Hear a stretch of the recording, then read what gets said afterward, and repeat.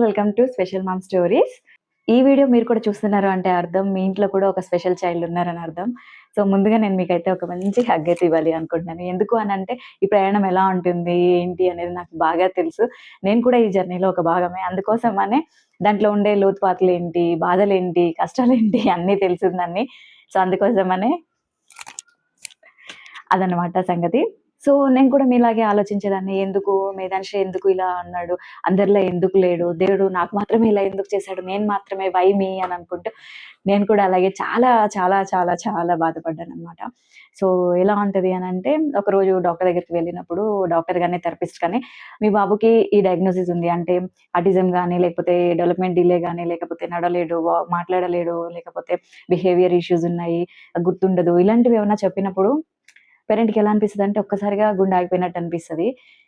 కానీ వాళ్ళ లైఫ్ ఎలా ఉంటది అనంటే ఆ మాట వినడానికి ముందు ఒకలాగా, విన్న తర్వాత ఒకలాగా అయిపోద్దనమాట. ఇంకేముంది ఎన్నో కన్నీళ్ళు, ఎన్నో బాధలు, ఎన్నో నిద్రలేని రాత్రులు. అందరూ రాత్రులు పడుకున్న తర్వాత లేసి నిశ్శబ్దంగా ఏడవడం. ఎందుకు నాకే ఇలాగా వై మీ అని అనుకుంటూ. ఎందుకు అనంటే ఆ బాధ ఎలా ఉంటది అనంటే మాటల్లో చెప్పలేము. అది ఒక స్పెషల్ పేరెంట్‌కి మాత్రమే అర్థమవుతది. ఇలా ఉన్న నా ఆలోచనల్ని మార్చిన ఒక విషయం నా మనసులోకొచ్చింది. అది నేను మీతో షేర్ చేసుకోవాలి అనుకుంటున్నాను. అదేంటి అనంటే ఇప్పుడు ఒక పేరెంట్ ఒక అమ్మాయిని ఎవరికన్నా ఇచ్చి పెళ్లి చేయాలి అనంటే అటు 7 తరాలు చూడాలి, ఇటు 7 తరాలు చూడాలి. అంటే ఒక పెళ్లి అంటే ఒక 25 ఇయర్స్ పెంచి, చదివించి, ఇన్ని చెప్పి వాళ్ళకి లోక జ్ఞానాన్ని ఇచ్చి, మంచి చెడు చెప్పి అన్నీ తెలిసిన ఒక 25 ఇయర్స్ అమ్మాయిని ఎవరికన్నా ఇచ్చి పెళ్లి చేయాలి అనంటే ఎన్ని విధాలుగా ఆలోచిస్తారు ఆ పేరెంట్స్. తను మంచిగా చూసుకుంటాడా లేదా? తను ప్రేమగా చూసుకుంటాడా లేదా? తన బాధ్యతలన్నీ సరిగ్గా చేస్తాడా లేదా? మన అమ్మాయి హ్యాపీగా ఉంటదా లేదా? ఎన్ని విషయాలు ఆలోచిస్తారు. ఆ మిగిలిన 25 ఇయర్స్ అంటే మాక్సిమం ఇంకా ఆ తర్వాత 75 ఇయర్స్ అనుకున్నది. అంత లేదు ఎవరు బతకట్లేదు అనుకుందాం. ఒక 75 ఇయర్స్ బతకాలి అని అనుకున్నప్పుడు ఆ పేరెంట్ ఎంత ఆలోచిస్తారు ఇచ్చి చేయడానికి. అంటే 25 ఇయర్స్ ఒక అమ్మాయిని అన్నీ తెలిసిన ఒక అమ్మాయిని ఒక ఇంటికి పంపించాలి అని అన్నప్పుడు పేరెంట్స్ ఎంత ఆలోచించినప్పుడు, ఏమీ తెలియని ఒక పసి పిల్లాడిని ఒక పేరెంట్ చేతిలో పెట్టాలి అని అన్నప్పుడు దేవుడు ఇంకెంత ఆలోచించుంటాడు. మీకు నాన్నగారి డైలాగ్ గుర్తుందా? ప్రసాదం అందరికి పెట్టి నాకు మాత్రమే పెట్టలేదు అంటే నేను ఎంత స్పెషలో అర్థమైందా అని చెప్పి. సో, మీరంత స్పెషల్ కాబట్టే మీరు స్పెషల్ పేరెంట్ అయ్యారు. సో, దేవుడు మన గురించి ఎంత గొప్పగా అనుకునుండుంటాడు. అంటే చాగంటి గారు కూడా చెప్తా ఉంటారు కదా! సో, పిల్లల్ని మనం ఎంచుకోము. పిల్లలే మనల్ని పేరెంట్‌గా ఉండాలా లేదా అనని ఎంచుకుంటారు అనని చెప్పి నేను కొన్ని ఆయన స్పీచెస్‌లో విన్నాను. అది ఎంతవరకు నిజమో కాదో, అది కరెక్టా కాదా ఇలా చెప్పడం కూడా నాకు తెలీదు. కానీ నా మనసుకి నేను చెప్పుకున్న ఒక సమాధానం, ఒక ధైర్యం మీతో షేర్ చేసుకుంటున్నాను. మీరు కూడా ఇంత ధైర్యంగా ఉండగలుగుతారు అనని చెప్పి. సో, ఏంటి అనంటే అంటే తను మనల్ని చేసుకున్నాడు. మనమైతే తనని బాగా చూసుకోగలము, బాగా కేర్ చేయగలము అనని చెప్పి తను మనల్ని సెలెక్ట్ చేసుకున్నాడు. సో, నేనైతే అదే అనుకుంటాను. ఇంక అప్పటినుంచి నా బ్రెయిన్‌లో గాని, నా మనసులో గాని ఎప్పుడు వై మీ? ఎందుకు మాకే ఇలా జరిగింది? నేనే ఎందుకు ఇలాగా అనని చెప్పి ఎప్పుడు రాలేదు. అప్పటి నుంచి ఒకటే అనుకున్నాను. ఏంటి అనంటే సో, తను మేమైతే బాగా చూసుకోగలము, చేయగలము అనని ఎలా అయితే సెలెక్ట్ చేసుకున్నాడో, సో, దానికి తగ్గట్టుగా మనం చూసుకోవాలి. తనని ఇండిపెండెంట్ చేయగలగాలి. మావాడి విషయం గురించి నేను మీతో చెప్తున్నాను. అందరిది ఒకేలా ఉండదు. కానీ నేనైతే ఆ రోజు నుంచి ఇదే డిసైడ్ అయ్యాము. మా ఫ్యామిలీ మొత్తం ఒకటే. వాడు అంతా బావుండి నార్మల్ అయ్యి పూర్తిగా నార్మల్ అవ్వలేకపోయినా ఒక ఇండిపెండెంట్‌గా వాడి పనులు వాడు చేసుకోగలిగితే చాలు అనని చెప్పి ప్రతి పేరెంట్ కూడా అలాగే అనుకుంటారు. నేను కూడా అలాగే అనుకున్నాను. అంటే మనం ఒక దాని నుంచి అందులోనే కొట్టుకుంటూ ఉండేదానికన్నా గూడా, దాని నుంచి బయటికొచ్చి దాన్ని ఎలాగా సరిదిద్దగలము అనేది చేయడం చాలా ఇంపార్టెంట్ అన్నమాట. సో, అలాగా నేను ఒక విషయం నుంచి బయటికి రావడానికి నాకు నేను చెప్పుకున్న విషయాన్ని నేను మీతో షేర్ చేసుకుంటున్నాను. అది నిజమా కాదా నాకు తెలీదు. నేను మళ్ళీ చెప్తున్నాను. అది నాకు ధైర్యాన్నిచ్చింది. నాకు కాన్ఫిడెన్స్‌నిచ్చింది. సో, ఒక మోటివేషన్‌లా అనిపిచ్చింది. మీకు కూడా అనిపించొచ్చు అనని చెప్పి చెప్తున్నాను. ఇంకా ఆ రోజు నుంచి మాకే ఎందుకు అనే ఆలోచన తగ్గిపోయి, మేమింకేం చేయగలము అనే ఆలోచన నాలో స్టార్ట్ అయిందనమాట. సో, డాక్టర్ దగ్గరికి వెళ్ళాము. ఇగ స్టోరీ అంతా నేను ఆల్రెడీ చెప్పేసున్నాను. ఇంకా ఏం చేయాలి నెక్స్ట్? మనం తెలుసుకున్న తర్వాత బాధపడడం వల్ల ఏది మారదు. అది మారుతుంది అని చెప్పి మనం బాధపడ్డము, అది మారకపోవడము, బాధపడడం వల్ల ఏ విషయం మారదు. మీ బాబు అసలే మారడు. దానికి కావాల్సిన పని మీరు చేసినప్పుడు మాత్రమే అది సాధ్యమవుతుంది. అందుకే ఒకటి డిసైడ్ అయ్యాం. మేము మారితే మా వాడు మారొచ్చు. ఛాన్సెస్ ఉన్నాయి. ఆ రోజు నుంచి ఇంక నేను ఏడవడం తగ్గించలేదు. కానీ ఏడ్చిన ప్రతిసారి లేసి మళ్ళీ వాడి చెయ్యి పట్టుకోవడం నేర్చుకున్నాను. థెరపీకి తీసుకెళ్ళాము. డాక్టర్స్‌ని కలిసాము. కొత్త విషయాల్ని నేర్చుకున్నాము. డాక్టర్స్ కష్టమన్నారు. మేము ప్రయత్నిస్తాం అని చెప్పాం. అలాగే థెరపిస్ట్‌లు టైం పడుతుంది అని చెప్పారు. ఏం పర్లేదు మేము వెయిట్ చేస్తాం అని చెప్పాము. తల్లి ప్రేమకి టైమ్ లిమిట్ ఉండదు. సో, అందుకోసమనే అంటే పేరెంట్ ప్రేమకి లిమిట్స్ ఉండవు. టైమ్ లిమిట్ ఉండదు.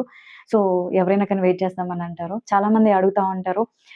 "నీకంత ధైర్యం ఎక్కడి నుంచి వచ్చిందని" చెప్పి. నిజానికి నాకంత ధైర్యం లేదు. నేను కూడా భయపడతాను. నేను కూడా బాధపడతాను. నేను కూడా ఏడుస్తాను. కానీ మళ్ళీ లేసి నిలబడతాను.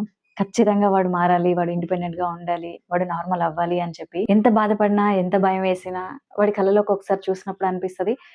వాడికి మేము తప్ప ఇంకెవరున్నాము అనని చెప్పి. సో, అందుకనే మళ్ళీ లేవాలి, మళ్ళీ పరిగెత్తాలి అని అనిపిస్తదనమాట.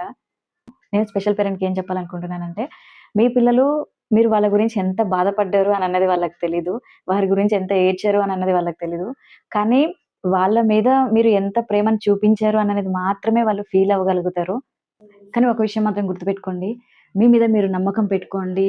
మీరు ఆహ్, ఎలా అంటే పర్ఫెక్ట్ పేరెంట్ అవ్వాల్సిన అవసరం లేదు. నేను కూడా కాదు. కానీ మీ పిల్లాడికి తగ్గ పేరెంట్ లాగా ఉండండి. ఎందుకంటే మన పిల్లల్ని మనకన్నా ఎవరు ఎక్కువ ప్రేమించలేరు. అదే చాలా సార్లు వాళ్ళకి కావాల్సిన థెరపీ కూడా అవుతుంది. ఒకరోజు ఒక కొత్త పదం మాట్లాడాడు, నడవడం నేర్చుకున్నాడు, మనం అడిగిన దానికి రెస్పాండ్ అవుతున్నాడు. ఇలాంటి చిన్న చిన్న వాటిని కూడా సెలబ్రేట్ చేసుకోండి. ఎందుకు అనంటే మన పిల్లల ప్రయాణం ఎలా ఉంటది అంటే అది పరిగెత్తే రేస్ కాదనమాట. తన జీవితానికి కావలసిన కొన్ని బేసిక్ నీడ్స్ తను నేర్చుకునే ఒక అందమైన ప్రయాణం ఇది. సో, దాన్ని అందంగానే చూడండి. ఒక విషయం మాత్రం నేను మీ అందరిని అడగాలనుకుంటున్నాను. ఒకసారి మీ బాబుని లేదా పాపని తన కళ్ళల్లోకి ప్రశాంతంగా చాలా నెమ్మదిగా చూడండి. అప్పుడు వాళ్ళ కళ్ళల్లో మీకేం అలా చూసినప్పుడు నాకు మాత్రం అమ్మ నువ్వున్నావు కదా! అనే ధైర్యం వాళ్ళలో ఉన్నట్టు అనిపిస్తుంది. కానీ మనం మాత్రం ఇంకా మాట్లాడట్లేదు, నడవట్లేదు, చదవట్లేదు, రాయట్లేదు, అందరిలా ఉండట్లేదు. ఇలా అనుకోని బాధపడుతూ ఉంటాం. కానీ వాళ్ళ ప్రపంచంలో వాళ్ళు వాళ్ళ అమ్మ చెయ్యిని వదలకుండా ఉండడమే వాళ్ళకి అతి పెద్ద సంతోషం అన్నమాట. సో, ఈరోజు నుంచి మనం ఒక ప్రామిస్ చేసుకుందాం. అదేంటి అనంటే, ఎందుకు మాకే ఇలా అయింది అనని అడగడం మానేసి, దాని బదులు ఈరోజు నేను ఇంకా ఏం చెయ్యగలను అని ఆలోచిద్దాం. రేపెలా ఉంటుందో మనకు తెలీదు. కానీ ఈరోజు మనం చేసే ఒక చిన్న చిన్న ప్రయత్నాలు, చిన్న చిన్న అడుగులే రేపు వాళ్ళ జీవితంలో ఒక పెద్ద మార్పుని తీసుకురాగలవు. ఒక మాట మాత్రం గుర్తుపెట్టుకోండి. మీ పిల్లలకి మీరు పర్ఫెక్ట్ అమ్మ అవ్వాల్సిన అవసరం లేదు. తనని అర్థం చేసుకొని ప్రేమగా చూసుకునే అమ్మగా ఉంటే చాలు. తనకి బెస్ట్‌గా ఉండే నాన్న అవసరం లేదు. తనని ప్రతి టైమ్ తనకు కావాల్సింది అర్థం చేసుకొని తెచ్చి ప్రేమగా చూసుకోగలిగే నాన్న ఉంటే చాలు. మనం కూడా మనుషులమే. కొన్నిసార్లు ఏడుస్తాము, కొన్నిసార్లు బాధపడతాము, కొన్నిసార్లు కోపమొస్తుంది, కొన్నిసార్లు అలసిపోతాము. అవన్నీ తప్పు కాదు. కానీ మళ్ళీ లేసి నిలబడగలగాలి. వాళ్ళని ప్రేమగా చూసుకోగలగాలి. వాళ్ళకి కావాల్సింది మనం ఇవ్వగలగాలి. ఇవన్నీ చేసి వాళ్ళ పక్కన మనం నిలబడి వాళ్ళకి ధైర్యం ఇవ్వడం కావాలి. ఈ వీడియోలో మాటలు మీకు ధైర్యాన్ని ఇచ్చుంటే ఈరోజు ఒక పని చేయండి. మీ బాబు దగ్గరకో, మీ పాప దగ్గరకో వెళ్లి వాళ్ళని గట్టిగా హగ్ చేసుకొని ఇలా చెప్పండి. "నువ్వు ఎలా ఉన్నా నువ్వే నా ప్రపంచం" అని. ఆ మాట వాళ్ళకి వినిపించడానికే కాదు, మీ మనసుకు కూడా వినిపించేలా చెప్పండి. ఎందుకు అనంటే మీరిప్పటికే చాలా బాగా చేస్తున్నారు. హనుమంతుని శక్తి హనుమంతుడికి తెలీదు అనన్నట్టు మీ శక్తి కూడా మీకు తెలీదు. మీరు చాలా బలవంతులు. మీ గురించి మీరు అనుకునేంత బలహీనులైతే అస్సలు కాదు. మీ బిడ్డ కోసం ముందుకు వస్తున్న ప్రతి స్పెషల్ పేరెంట్ కూడా ఒక సూపర్ హీరోనే. చివరగా నేను ఇంకొక మాటతో నేను క్లోజ్ చేయాలి అనుకుంటున్నాను. అదేంటి అనంటే, మీ పిల్లలు మీ జీవితాన్ని మార్చడానికి రాలేదు. మీలో ఎంత ప్రేమ ఉంది, ఎంత ఓపిక ఉంది, ఎంత ధైర్యం ఉంది అని మీ గురించి మీకు తెలియజేయడానికే వచ్చారు. మీరు ఒంటరివారు అస్సలే కాదు. స్పెషల్ మామ్స్, స్పెషల్ డాడ్స్ చాలా మంది మీతో ఉన్నారు. మనమందరం కలిసి నేర్చుకుందాం, ముందుకి నడుద్దాము. మన పిల్లలు చేసే ప్రతి చిన్న విషయాన్ని కూడా సెలబ్రేట్ చేసుకుందాం. ఒకరోజు వెనక్కి తిరిగి చూసుకున్నప్పుడు, అయ్యో! ఇంత కష్టపడ్డానా అని అనేదానికన్నా, అయ్యో! ఇంత సాధించామా అని అనుకునేంత వరకు కలిసి పోరాడదాం. అలా గర్వంగా చెప్పుకోగలిగే రోజు ఖచ్చితంగా వస్తుంది. అలా ఆ రోజు వచ్చే వరకు మీరు హోప్‌ని మిస్ అవ్వకండి. మీ పిల్లల చేయి వదలకండి. ఎంతో ధైర్యంతో, నమ్మకంతో ముందడుగు వేయండి. సో, నేను కూడా అలాగే చేశాను. ఒకవేళ ఈ వీడియో చూస్తున్న వాళ్ళలో స్పెషల్ మామ్ కనుక ఎవరైనా ఉంటే, నేను మీకు ఒకటే చెప్పాలనుకుంటున్నాను. ఈరోజు మీరు అలసిపోయి ఉండొచ్చు, బాధపడి ఉండొచ్చు, ఏడ్చుండొచ్చు. కానీ ఒక్క విషయం మాత్రం మర్చిపోకండి. మీ చైల్డ్ జీవితంలో మీరే హీరో. మీరుంటే చాలు వాళ్ళకి హోప్ ఉంటది. మీరు నవ్వారంటే చాలు వాళ్ళ ప్రపంచం వెలిగిపోద్ది. మీ పిల్లల్ని మీరు ఎంత ప్రేమగా చూసుకుంటారో, అదే విధంగా మిమ్మల్ని మీరు కూడా చూసుకోండి. గుర్తుపెట్టుకో నువ్వెప్పుడు ఒంటరిదానివి కాదు. నీతో కలిసి నడవడానికి వేలాది మంది మామ్స్ అండ్ డాడ్స్ ఉన్నారు. అందరం కలిసి నడుద్దాం, నేర్చుకుందాం, ముందుకు వెళ్దాం. Thank you for watching. ఇంకొక వీడియోతో మళ్ళీ కలుద్దాం. Until then come let's learn, play and grow together. Bye moms.